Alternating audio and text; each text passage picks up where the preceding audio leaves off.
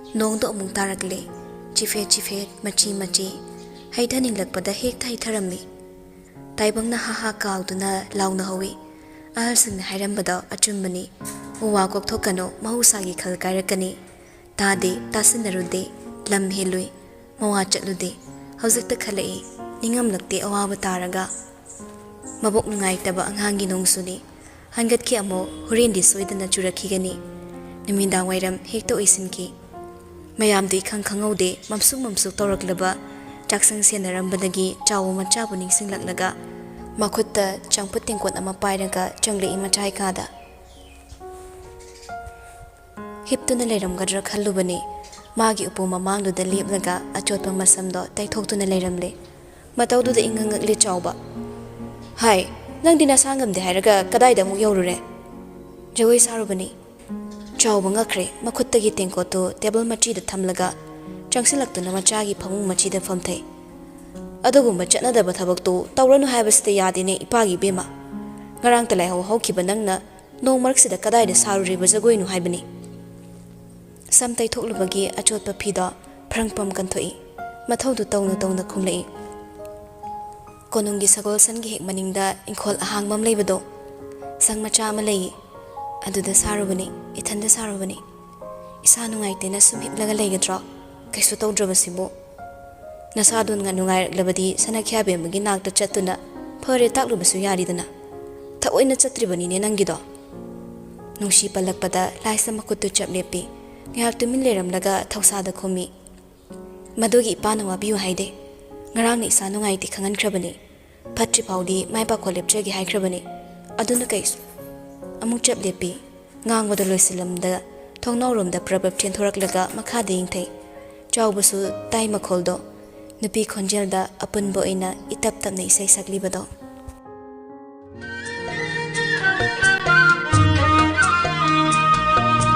loimong phaubu surase hayungi koloi hai sonduna panthogi sumang mathaubung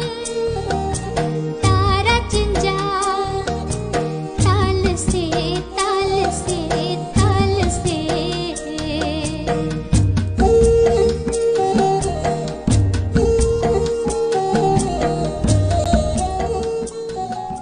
sei sakliba nupi singdudang hak inglamlaga sanai be mado fat yingthori mapada ngasi sibo konungda kari lege baba sumang sida nupi mya punbadong torise chawba phamlambadagi hawgatlaga thokkinaba semsai chana pakhum sipirami pau suribani konungi rice mill do bera tawre haina kibani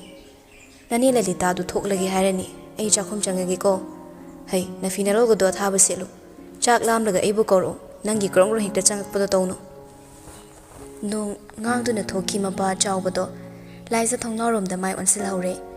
mamsu tawraklaba numidang wairamduda sana konung mayai chabukta leiriba sumangduda sumban pareng khillaga makhutta suk umumam paiduna nupi singdu phosuri yingna nafet tawi laisado sumban amada mi ani changna subasi yawi amana suraga amana phamlaga chaithorakpa phau khomjinabasu yawi nakanda laisabi pareng leptuna chingkhairi nakal amadana isai sai nakal amadagi amuk noktuna khumi wakhalda khalle laisil marakta lotliba thabal asitaga lengthoraklabadi hena phazakranida kuina khalamdi wakhaldo karino makhalaktuna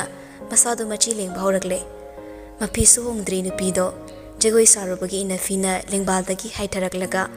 khwangda puruktuna lemhauba machina khwangda amugepsinduna illibani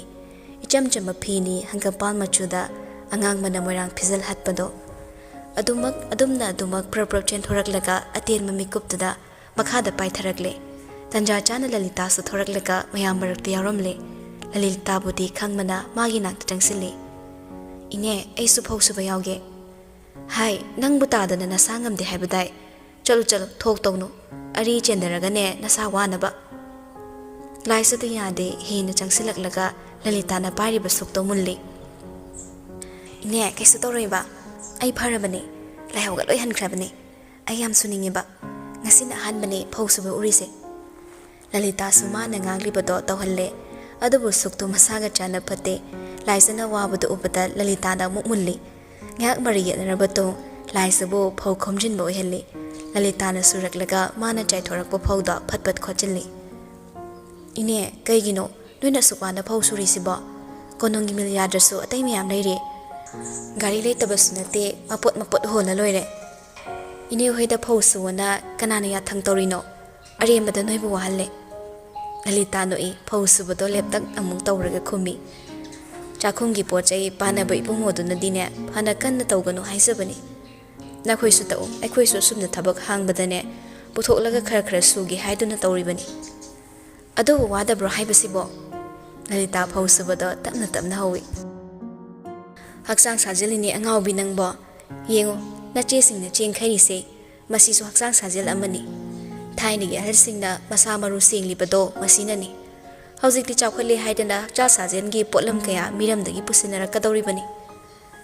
matam amadadi konungdasu thabal phaba hing khuding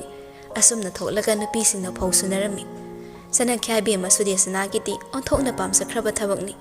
asumna mayam punna phausuminabase laisatu Lalita da on khala yingli phausubodo leplaga humang mari khara chentharakpado makokta yetliba fidugi machi amana nanthoi wa sungagli magi thokpa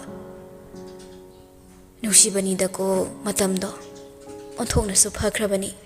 aikhoigi sanai bi amado picham examladana sirizut ki mabe mani haibagi pongthokpa leitabani machai bungo singse magi sena bising de pithoklaga mana komthokna leite nanganda thok pokhatlaga ne makhutna sumlibani machai bungo halsimadi mamaga kaya leitabani adubu macha nupa atonbasimadi mamagi thawaini mama si be mana suwasaram khraba nusida sana kya be mana hek thopkiba numittagi punghong hongkhida manawi bungose ningho wakhalda naiduna leiba kanagumba amabu palakpada laisamatin kutyoli kuire manakta chatkidaba natte noma khaktani ngasigini nini phadabani adubu udaba kuirebani bawali Waruduna chatribra warupamdi thoktabani magumbagi ikaiba machet ama mangkibana maram oiraga kari matik leiduna manawi bungu warogani adubu khangde chatningde Lalita da wahang khradi hangsira khalli sudesnagi maramda mana khangdaba khra leiribado hangba matang chagadra khalli wakhal adunda lopningedani tongdagi nong machagumba amana ma tamna thomlakpado laisa karino khanna yingi Lalita suloiraduna sudoklaba phaudo khomgatuna phaunikpa kangbududa piba chatkre laisa thumokdagi phau khuzop ama kolaga sumbanduda hapchinli tung onduna leplinge amuka su thomlei nabadi phaude nung machani adubo hanjin tawsilakpaduda saurakle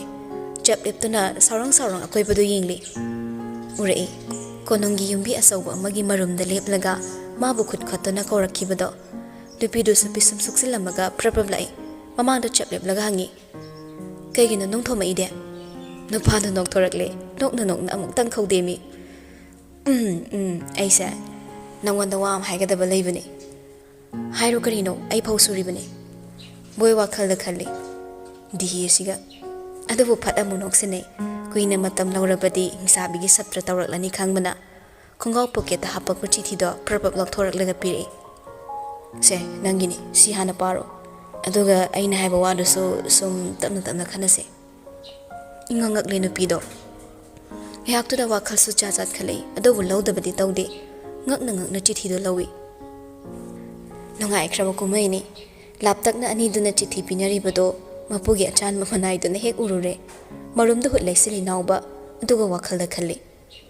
karino anisina chithiga pinarisina mo manungdu warim di leire kanade yambungda paw tamukige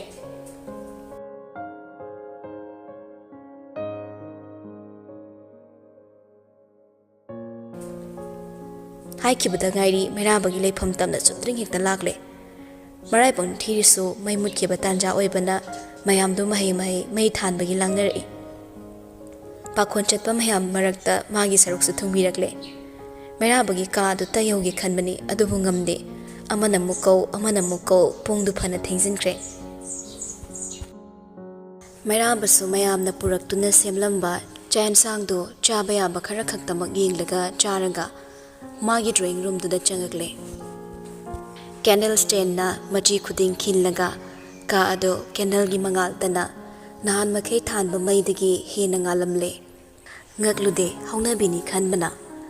konung da mai mutlabadi candle paring hekta thangale drawing room da ma bungai rami chai thabana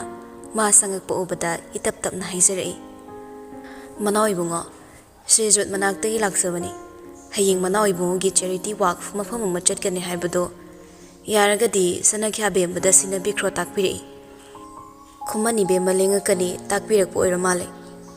mera badu yade yaningdabani lohongbagi matang sina handak marak mayambana mabo mathaudagi hehek laithok hanbase ma pamde adobu khuman ibe masu maru oiri magi loina bi oigadawri Manipur bu mana ningliba mafamdo yohanbada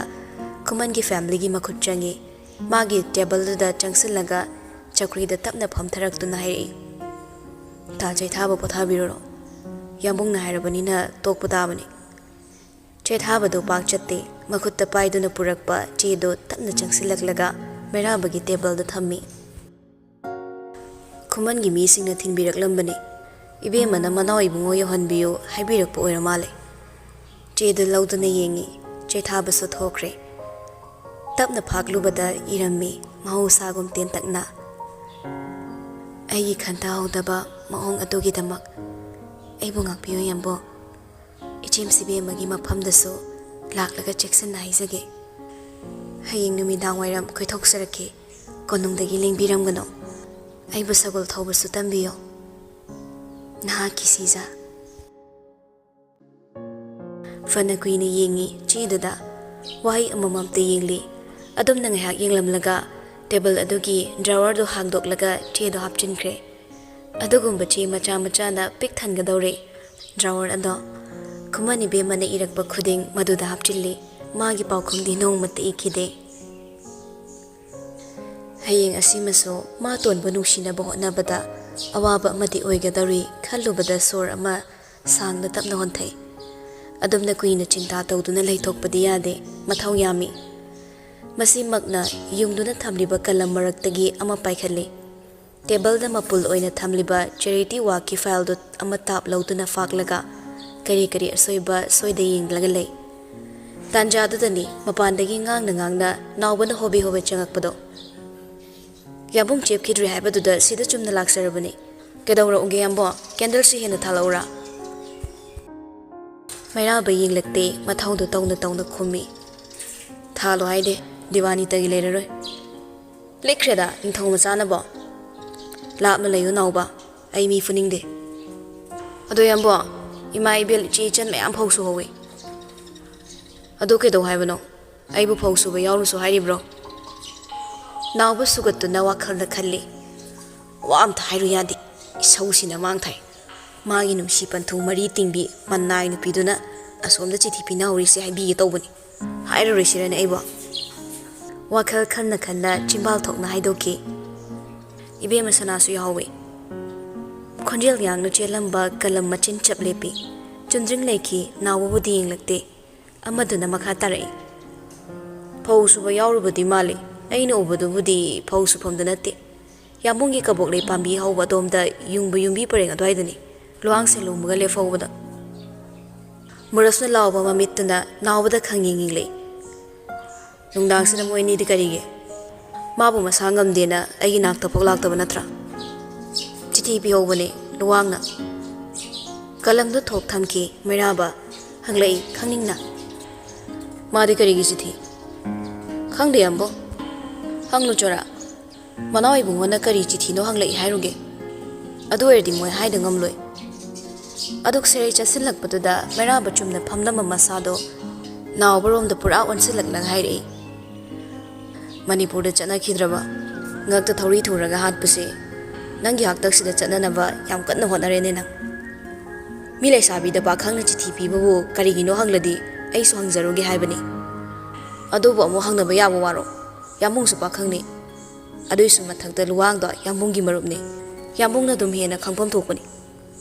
nupa da khumde nawbadang hyak munna yengi kari wakhal bu khalakpano khonda ludana hairei yare thokro ai nangi na sakto yenindre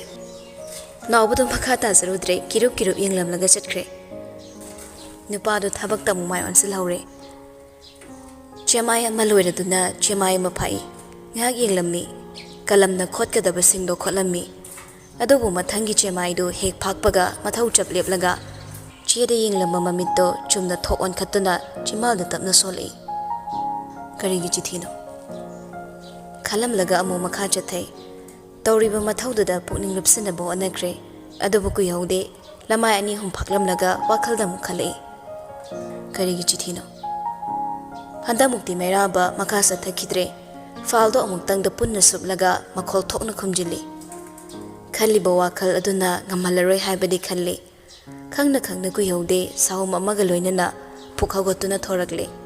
ꯊꯣꯡꯗ ꯂꯦꯞꯂꯝꯕ ꯅꯨꯄꯥ ꯑꯃꯗ ꯆꯠꯅ ꯆꯠꯅ ꯍꯥꯏꯔꯝꯃꯤ ꯂꯥꯏ ꯂꯥꯛꯑꯁꯨ ꯑꯩ ꯆꯦꯞꯈ꯭ꯔꯦ ꯍꯥꯏꯌꯨ ꯑꯩꯒꯤ ꯇꯨꯝꯕ ꯊꯨꯒꯥꯏꯔꯛꯀꯅꯨ ꯍꯥꯏꯔꯝꯂꯒ ꯊꯪꯅꯕ ꯊꯣꯡꯗꯨꯗ ꯆꯪꯈ꯭ꯔꯦ ꯃꯗꯨꯗꯁꯨ ꯃꯄꯣꯞ ꯆꯥꯎꯕ ꯑꯋꯥꯡꯕ ꯀꯦꯟꯗꯜ ꯄꯔꯦꯡ ꯄꯔꯦꯡ ꯊꯥꯜꯂꯝꯃꯤ ꯐꯅ ꯆꯥꯎꯏ ꯑꯍꯤꯡ ꯑꯃ ꯍꯦꯟꯅ ꯆꯠꯀꯅꯤ ꯀꯔꯤꯃꯠꯇ ꯃꯨꯟꯅ ꯌꯦꯡꯂꯨꯗ꯭ꯔꯦ ꯃꯥꯒꯤ ꯐꯃꯨꯡ ꯊꯥꯔꯤꯕ ꯑꯗꯣꯝꯗ ꯆꯪꯁꯤꯜꯂꯤ ꯆꯠꯅ ꯆꯠꯅ ꯂꯤꯠꯂꯤꯕ ꯐꯨꯔꯤꯠꯀꯤ ꯀꯨꯗꯥꯝ ꯃꯊꯪ ꯃꯊꯪ ꯂꯧꯊꯣꯛꯏ ꯐꯨꯔꯤꯠꯇꯨ ꯅꯤꯡꯊꯤꯖꯅ ꯂꯧꯊꯣꯛꯂꯒ ꯅꯥꯀꯜ ꯑꯃꯗ ꯍꯨꯟꯖꯤꯟꯈꯤ ꯊꯨꯞꯇꯨꯅ ꯊꯝꯂꯝꯕ ꯇꯤ ꯁꯥꯔꯠ ꯑꯃ ꯇꯥꯞ ꯂꯥꯝꯗꯨꯅ ꯂꯤꯠꯁꯤꯜꯂꯤ ꯁꯦꯠꯂꯤꯕ ꯈꯣꯡꯒ꯭ꯔꯥꯎꯗꯨ ꯍꯣꯡꯗꯣꯛꯄ ꯐꯥꯎ ꯇꯟꯈ꯭ꯔꯦ ꯃꯥ ꯈ꯭ꯋꯥꯡꯗ ꯐꯥꯖꯤꯜꯂꯤꯕ ꯀꯣꯆꯤꯗꯨ ꯂꯧꯊꯣꯛꯂꯒ ꯐꯃꯨꯡꯗ ꯂꯣꯡꯅ ꯍꯩꯊꯩ ꯃꯊꯧ ꯌꯥꯝꯕꯒꯤ ꯍꯧꯅꯁꯥ ꯀꯣꯏꯅ ꯆꯠꯂꯨꯕꯗ ꯃꯁꯥꯗꯨ ꯇꯞ ꯇꯥꯔꯕꯅꯤ ꯃꯣꯟꯒ ꯊꯦꯡꯅꯕꯗ ꯃꯃꯤꯠꯇꯨ ꯏꯁꯤꯟꯈ꯭ꯔꯦ ꯉꯥꯏꯍꯥꯛ ꯁꯨꯝ ꯂꯩ ꯇꯨꯝꯊꯈꯤꯕ ꯍꯥꯏꯕꯗꯨ ꯑꯣꯏꯔꯕ꯭ꯔꯥ ꯑꯣꯏꯔꯕꯗꯤ ꯊꯨꯃꯜꯂꯤ ꯈꯜꯂꯝꯕꯗꯨꯃꯛꯅꯤ ꯇꯨꯝꯊꯔꯝꯗ꯭ꯔꯦ ꯃꯃꯤꯠꯇꯨ ꯁꯠ ꯄꯥꯡꯂꯒ ꯁꯥꯎꯔꯪꯅꯅ ꯈꯪꯂꯥꯎ ꯂꯥꯎꯔꯛꯏ ꯀꯔꯤꯒꯤ ꯆꯤꯊꯤꯅꯣ ꯍꯥꯏꯕꯅꯤꯗ ꯃꯗꯨꯒꯤ ꯁꯥꯍꯖꯥꯟ ꯃꯥꯟꯕꯗꯨ ꯅꯠꯄꯤꯔꯤꯗꯣ ꯃꯊꯟꯗ ꯑꯉꯥꯎꯕꯒꯨꯝ ꯉꯥꯡꯂꯝꯂꯒ ꯍꯤꯞꯂꯝꯕꯗꯒꯤ ꯂꯣꯡꯅ ꯑꯃꯨꯛ ꯍꯧꯒꯠꯂꯤ ꯆꯨꯝꯅ ꯂꯩꯔꯝꯕ ꯃꯁꯥꯗꯣ ꯐꯃꯨꯡꯗꯨꯗ ꯐꯩꯗꯣꯛꯂꯒ ꯑꯃꯨꯛ ꯍꯤꯞꯊꯩ ꯃꯈꯨꯠ ꯑꯅꯤꯃꯛ ꯃꯅꯤꯡꯇꯝꯅ ꯅꯥꯀꯟ ꯁꯟꯗꯣꯛꯂꯒ ꯍꯤꯞꯄꯤ ꯁꯤꯂꯤꯡ ꯑꯗꯨꯗ ꯉꯥꯏꯍꯥꯛꯀꯤ ꯃꯨꯟꯅ ꯌꯦꯡꯂꯝꯂꯒ ꯃꯃꯥꯏꯗꯨ ꯌꯦꯠꯂꯝꯗ ꯑꯣꯜꯂꯤ ꯀꯦꯟꯗꯜ ꯁ꯭ꯇꯦꯟꯗꯨꯗ ꯃꯩꯔꯤꯅ ꯇꯅꯤꯛ ꯇꯅꯤꯛ ꯅꯤꯛꯇꯨꯅ ꯉꯥꯜꯂꯤꯕ ꯃꯣꯝꯕꯇꯤꯒꯤ ꯃꯉꯥꯜꯗꯨꯗ ꯃꯨꯟꯅ ꯌꯦꯡꯂꯒ ꯈꯣꯟꯖꯦꯜ ꯏꯇꯞ ꯇꯞꯊꯅ ꯌꯥꯝꯅ ꯇꯞꯅ ꯁꯣꯜꯂꯤ ꯀꯔꯤꯒꯤ ꯆꯤꯊꯤꯅꯣ ꯃꯩꯉꯥꯜꯗꯣ ꯌꯦꯡꯅ ꯌꯦꯡꯅ ꯅꯥꯀꯣꯡꯗ ꯅꯤꯡꯐꯨꯟ ꯅꯤꯡꯐꯨꯟ ꯇꯥꯔꯛꯏ ꯐꯧ ꯁꯨꯕ ꯂꯣꯏꯁꯤꯜꯂꯛꯄꯒꯤ ꯃꯌꯦꯛꯇ ꯐꯧꯁꯨ ꯏꯁꯩꯒꯤ ꯇꯥꯡꯀꯛ ꯑꯃ ꯑꯃꯨꯛꯇ ꯇꯧꯗ꯭ꯔꯤꯕ ꯃꯑꯣꯡꯗ ꯄꯥꯜꯂꯤ ꯈꯪꯂꯨꯗ꯭ꯔꯕ ꯊꯃꯣꯏꯗꯨꯒꯤ ꯑꯔꯨꯝꯕ ꯐꯥꯎꯔꯛꯂꯦ ꯃꯣꯝꯕꯇꯤꯒꯤ ꯇꯅꯤꯛꯄ ꯃꯉꯥꯜꯗ ꯇꯔꯨ ꯇꯔꯨ ꯎꯔꯛꯏ ꯀꯕꯣꯛꯂꯩ ꯄꯥꯝꯕꯤ ꯃꯈꯣꯡꯗ ꯃꯈꯨꯠ ꯐꯥꯔꯛꯏ ꯍꯥꯏꯕꯒꯤꯗꯃꯛ ꯃꯥꯕꯨ ꯁꯥꯎꯅ ꯌꯦꯡꯂꯛꯈꯤꯕꯗꯣ ꯁꯛꯇꯝꯗꯨ ꯎꯔꯤ ꯃꯤꯠꯌꯦꯡꯗꯨ ꯅꯤꯡꯁꯤꯡꯂꯤ ꯈꯪꯍꯧꯗꯅ ꯆꯤꯝꯕꯥꯜꯗ ꯃꯣꯃꯣꯟ ꯅꯣꯛꯈꯤ ꯑꯍꯤꯡ ꯇꯨꯝꯂꯣꯏꯗꯧꯔꯤ ꯃꯅꯥꯎ ꯏꯕꯨꯡꯉꯣ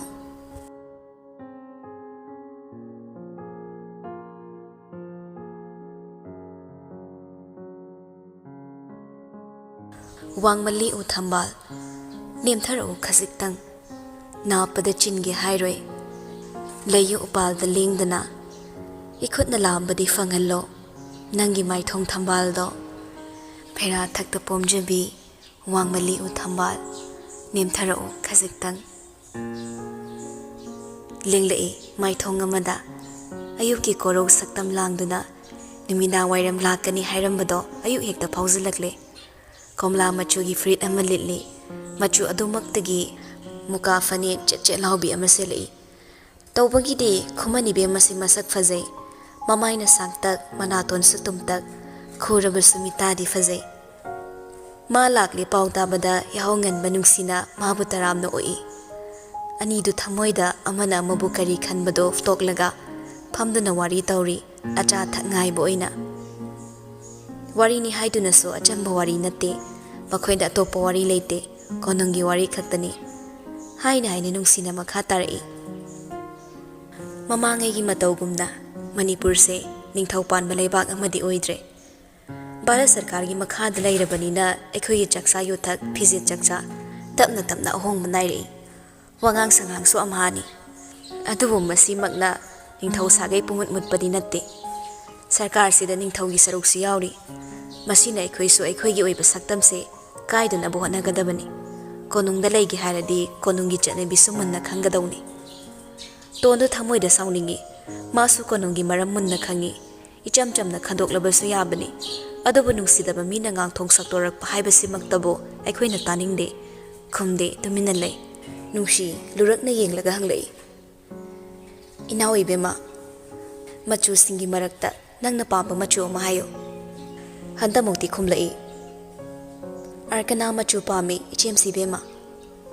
ꯅꯨꯡꯁꯤ ꯇꯞꯅ ꯅꯣꯛꯂꯒ ꯃꯀꯣꯛꯇꯨ ꯍꯥꯏ ꯃꯗꯨ ꯅꯠꯇꯦ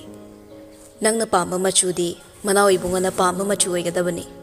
ꯅꯪꯅ ꯆꯥꯅꯤꯡꯕ ꯃꯊꯦꯜꯁꯨ ꯃꯅꯥꯎ ꯏꯕꯨꯡꯉꯣꯅ ꯄꯥꯝꯕ ꯃꯊꯦꯜ ꯑꯣꯏꯒꯗꯕꯅꯤ ꯀꯣꯅꯨꯡꯒꯤ ꯂꯩ ꯃꯁꯤꯖꯁꯤꯡꯒꯤ ꯃꯔꯛꯇ ꯑꯃ ꯑꯣꯏꯒꯦ ꯍꯥꯏꯔꯕ ꯀꯠꯊꯣꯛꯄꯅ ꯁꯔꯨꯛ ꯑꯣꯏꯒꯅꯤ ꯀꯣꯅꯨꯡꯁꯤꯗ ꯅꯤꯡꯊꯧ ꯁꯥꯒꯩꯁꯤꯒꯤ ꯃꯧ ꯑꯣꯏꯅ ꯂꯥꯛꯈꯤꯕ ꯅꯨꯃꯤꯠꯇꯨꯗ ꯅꯪꯒꯤ ꯅꯤꯡꯇꯝꯕ ꯂꯣꯏꯔꯕꯅꯤ ꯅꯪꯅ ꯁꯦꯠꯀꯗꯕ ꯐꯤꯖꯣꯜ ꯉꯥꯡꯒꯗꯕ ꯋꯥꯉꯥꯡ ꯆꯥꯒꯗꯕ ꯆꯥꯛꯆꯥ ꯅꯪꯅ ꯆꯠꯅꯤꯡꯕ ꯃꯐꯝꯁꯨ ꯑꯌꯥꯝꯕ ꯂꯧꯗꯨꯅ ꯆꯠꯀꯅꯤ ꯌꯥꯃꯨꯡ ꯁꯅꯈ꯭ꯌꯥꯒꯤ ꯋꯥ ꯌꯥꯎꯗꯅ ꯅꯄꯨꯔꯣꯏꯕꯒꯤ ꯋꯥ ꯇꯥꯗꯅ ꯑꯗꯨꯒ ꯑꯩꯉꯣꯟꯗ ꯇꯥꯛꯂꯝꯗꯅ ꯅꯪꯒꯤ ꯑꯄꯥꯝꯕ ꯏꯔꯥꯏ ꯂꯥꯏꯅ ꯐꯪꯂꯣꯏ ꯑꯔꯣꯏꯕ ꯋꯥꯍꯩ ꯄꯔꯦꯡꯗꯨꯗ ꯇꯣꯟ ꯅꯨꯡꯁꯤꯗ ꯌꯦꯡꯂꯛꯏ ꯃꯥꯁꯨ ꯑꯔꯥꯏꯕꯗꯤ ꯅꯠꯇꯦ ꯄꯤꯛꯂꯤꯉꯩꯗꯒꯤ ꯍꯧꯅ ꯚꯥꯅꯨ ꯂꯩꯃꯒꯤ ꯆꯤꯔꯣꯜ ꯀꯌꯥ ꯇꯥꯗꯨꯅ ꯂꯥꯛꯂꯕ ꯑꯣꯏꯕꯅ ꯏꯔꯥꯏ ꯂꯥꯏꯅ ꯈꯨꯝꯂꯛꯏ ꯄꯨꯝꯅꯃꯛ ꯉꯥꯛꯅ ꯆꯠꯆꯒꯦ ꯈꯪꯗꯕ ꯌꯥꯎꯔꯛꯂꯁꯨ ꯏꯆꯦꯝꯁꯤꯕꯦꯝꯃꯅ ꯅꯅꯥꯎꯕꯨ ꯈꯨꯠ ꯄꯥꯏꯗꯨꯅ ꯇꯥꯛꯄꯤꯌꯣ ꯈꯨꯗꯤꯡꯃꯛ ꯃꯥꯌꯣꯛꯅꯕ ꯉꯝꯂꯅꯤ ꯈꯪꯂꯒ ꯈꯣꯡꯊꯥꯡꯁꯦ ꯊꯥꯡꯖꯤꯟꯖꯔꯛꯄꯅꯤ ꯄꯨꯝꯅꯃꯛ ꯀꯠꯊꯣꯛꯆꯅꯕ ꯁꯦꯝ ꯁꯥꯖꯔꯦ ꯀꯣꯅꯨꯡꯒꯤ ꯂꯩꯃꯁꯤꯡꯒꯤ ꯆꯞ ꯆꯥꯕ ꯃꯊꯧ ꯇꯧꯖꯒꯦ ꯃꯆꯥ ꯏꯕꯨꯡꯉꯣ ꯄꯤꯗꯨꯅ ꯁꯥꯒꯩꯁꯤ ꯃꯨꯠꯇꯅꯕ ꯊꯧꯗꯥꯡꯗꯣ ꯂꯧꯖꯒꯦ ꯏꯆꯦꯝꯁꯤꯕꯦꯝꯃ ꯋꯥꯕꯤꯒꯅꯨ ꯊꯃꯣꯏꯗ ꯌꯩꯕ ꯋꯥꯍꯩꯅꯤ ꯅꯨꯄꯤ ꯑꯃꯅꯕꯨ ꯅꯨꯄꯤ ꯑꯃꯒꯤ ꯑꯋꯥꯕꯗ ꯑꯁꯨꯝꯅ ꯀꯔꯦꯝ ꯀꯊꯥꯏꯅꯕꯁꯤ ꯅꯨꯡꯁꯤꯅ ꯀꯥꯎꯕ ꯉꯝꯂꯔꯣꯏ ꯇꯣꯟꯕꯨ ꯄꯥꯝꯗꯕꯒꯤ ꯆꯥꯡꯁꯤ ꯇꯞꯅ ꯇꯞꯅ ꯍꯦꯜꯂꯛꯂꯤ ꯑꯗꯨꯕꯨ ꯆꯤꯝꯕꯥꯜꯗꯤ ꯅꯣꯛꯃꯤ ꯅꯣꯛꯃꯤꯇ ꯇꯧꯅꯕ ꯍꯣꯠꯅꯩ ꯃꯗꯨꯅꯤ ꯑꯩꯅ ꯄꯥꯝꯕꯁꯨ ꯅꯤꯡꯊꯧꯒꯤ ꯂꯩꯃ ꯑꯣꯏꯅ ꯂꯩꯔꯒ ꯏꯃꯤꯠꯇ ꯏꯆꯥ ꯎꯗꯕꯁꯤꯗꯤ ꯍꯤꯡꯅ ꯍꯤꯡꯅ ꯑꯁꯤꯕ ꯑꯣꯏꯕꯅꯤ ꯍꯧꯈꯤꯕ ꯃꯇꯝꯁꯤꯡꯗ ꯑꯣꯏꯔꯕꯗꯤ ꯏꯄꯥꯝ ꯂꯝꯗꯝ ꯌꯧꯒꯅꯤ ꯃꯇꯝꯗꯨꯗꯗꯤ ꯃꯆꯥ ꯏꯕꯦꯝꯃ ꯈꯛꯇ ꯄꯣꯛꯄꯒꯤꯁꯨ ꯑꯋꯥ ꯃꯩꯁꯥ ꯂꯥꯛꯂꯤꯕꯅꯤ ꯃꯆꯥ ꯏꯕꯦꯝꯃ ꯐꯥꯎꯕ ꯄꯤꯕ ꯉꯝꯗ꯭ꯔꯕ ꯑꯩꯕꯨꯗꯤ ꯀꯔꯝ ꯇꯧꯔꯝꯒꯅꯤ ꯑꯗꯨꯕꯨ ꯍꯧꯖꯤꯛꯀꯤ ꯃꯇꯝꯗ ꯅꯤꯡꯊꯧ ꯑꯃꯗꯤ ꯐꯝꯅꯥꯏꯕ ꯑꯣꯏꯗꯨꯅꯁꯨ ꯅꯨꯄꯤ ꯂꯣꯟꯕꯁꯤꯡꯕꯨ ꯍꯪꯒꯣꯏ ꯇꯨꯀꯠꯆꯅꯕ ꯆꯠꯅꯕꯤ ꯑꯃ ꯂꯥꯛꯄꯅ ꯑꯩꯅ ꯄꯣꯡꯅ ꯂꯩꯖꯕꯅꯤ ꯌꯥꯃꯨꯡꯒꯤ ꯅꯨꯡꯁꯤ ꯃꯤꯠꯌꯦꯡ ꯃꯌꯥꯛ ꯆꯝꯊꯔꯛꯂꯒ ꯄꯨꯝꯅꯃꯛꯅ ꯈꯣꯏꯗ ꯍꯦꯛꯁꯤꯟꯅꯕ ꯍꯥꯏꯕꯗꯨ ꯇꯥꯔꯦꯗꯅ ꯀꯔꯤꯒꯤ ꯑꯗꯨꯛ ꯋꯥꯕꯤꯕꯅꯣ ꯑꯩꯈꯣꯏ ꯃꯌꯥꯝ ꯂꯩꯔꯤꯕꯁꯤꯅꯤ ꯑꯩꯈꯣꯏꯒꯤ ꯏꯆꯥꯗꯨꯁꯨ ꯏꯆꯦꯝꯁꯤꯕꯦꯝꯃꯒꯤ ꯅꯆꯥ ꯏꯕꯨꯡꯉꯣꯅꯤ ꯃꯃꯥ ꯍꯥꯏꯕ ꯃꯤꯡꯊꯣꯜꯗꯨ ꯐꯪꯗ꯭ꯔꯁꯨ ꯁꯅꯈ꯭ꯌꯥꯒ ꯏꯕꯨꯡꯉꯣꯒꯤ ꯅꯥꯀꯜꯗ ꯐꯝꯂꯤꯕ ꯏꯆꯦꯝꯁꯤꯕꯦꯝꯃꯒꯤ ꯀꯔꯤ ꯋꯥꯠꯀꯅꯤ ꯍꯌꯦꯡ ꯑꯩꯅ ꯀꯣꯅꯨꯡꯗ ꯂꯥꯛꯂꯕ ꯃꯇꯨꯡ ꯅꯆꯥ ꯏꯕꯨꯡꯉꯣ ꯂꯩꯔꯛꯂꯒ ꯐꯝꯒꯗꯕ ꯐꯝꯕꯥꯜꯗꯣ ꯆꯦꯛꯁꯤꯟꯅ ꯉꯥꯛ ꯁꯦꯟꯕꯤꯕꯗꯨꯅ ꯑꯩꯒꯤꯗꯤ ꯄꯦꯟꯖꯔꯦ ꯏꯆꯦꯝꯁꯤꯕꯦꯝꯃ ꯈꯥ ꯆꯤꯛꯇꯨꯅ ꯈꯥꯡꯂꯦ ꯅꯨꯡꯁꯤ ꯇꯣꯟꯁꯤ ꯑꯗꯨꯛ ꯍꯥꯛꯅꯗꯤ ꯃꯥꯕꯨ ꯁꯥꯎꯍꯟꯈꯤꯗꯕ ꯅꯨꯄꯤꯅꯤ ꯑꯗꯨꯕꯨ ꯍꯧꯖꯤꯛꯇꯤ ꯋꯥꯉꯥꯡ ꯁꯉꯥꯡꯗ ꯃꯕꯣꯛꯀꯤ ꯃꯁꯨꯅꯤ ꯍꯥꯏꯕꯗꯣ ꯆꯞ ꯆꯥꯅ ꯇꯥꯔꯛꯂꯦ ꯅꯨꯡꯁꯤ ꯌꯥꯝꯅ ꯋꯥꯅ ꯋꯥ ꯑꯃ ꯍꯥꯏꯒꯦ ꯇꯧꯕꯒ ꯃꯄꯥꯜꯗꯒꯤ ꯅꯨꯄꯥ ꯑꯃ ꯅꯣꯂꯨꯛꯅ ꯆꯪꯁꯤꯜꯂꯛꯂꯒ ꯍꯥꯏꯔꯛꯏ ꯁꯅꯈ꯭ꯌꯥ ꯏꯕꯦꯝꯃ ꯃꯅꯥꯎ ꯏꯕꯨꯡꯉꯣꯅ ꯈꯨꯃꯟ ꯏꯕꯦꯝꯃꯕꯨ ꯀꯧꯕꯤꯔꯛꯎ ꯇꯥꯛꯄꯤꯔꯛꯏ ꯀꯥꯡꯖꯩꯕꯨꯡꯗ ꯉꯥꯏꯗꯨꯅ ꯂꯩꯍꯧꯔꯤ ꯇꯣꯟ ꯃꯣꯃꯣ ꯅꯣꯛꯂꯒ ꯑꯩꯕꯨ ꯁꯒꯣꯜ ꯊꯧꯕ ꯇꯝꯕꯤꯌꯨ ꯍꯥꯏꯖꯈꯤꯕꯅꯤ ꯅꯨꯡꯁꯤ ꯅꯣꯛꯇ ꯌꯥꯗꯒꯨꯝ ꯅꯣꯛꯏ ꯆꯠꯆꯔꯨꯔꯣ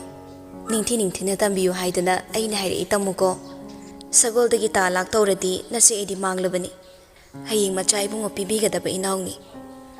ꯇꯣꯟꯗꯨ ꯅꯣꯛꯈꯤꯗ꯭ꯔꯦ ꯐꯨꯛ ꯍꯧꯒꯠꯂꯒ ꯍꯥꯏꯐꯦꯠꯇꯪ ꯕꯦꯕꯥꯔ ꯎꯠꯂꯝꯃꯤ ꯅꯨꯄꯥ ꯑꯗꯨꯒ ꯇꯨꯡꯗ ꯃꯥꯡꯗ ꯊꯣꯛꯈꯤ ꯇꯣꯟꯅ ꯊꯣꯡꯖꯤꯜ ꯋꯥꯡꯃ ꯍꯦꯛ ꯂꯥꯟꯈꯤꯕꯒ ꯅꯨꯡꯁꯤ ꯐꯨꯛ ꯍꯧꯒꯠꯂꯒ ꯂꯦꯞꯂꯒ ꯇꯛꯁꯤ ꯁꯣꯜꯂꯤ